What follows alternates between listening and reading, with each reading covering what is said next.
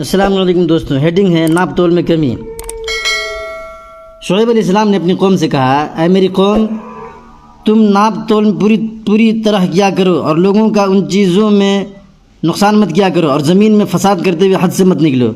अजीब नुक्ता, मुफस्सिरीन ने यहाँ बड़ा अजीब नुक्ता लिखा है जिसमें हमारे लिए इबरत का सामान है।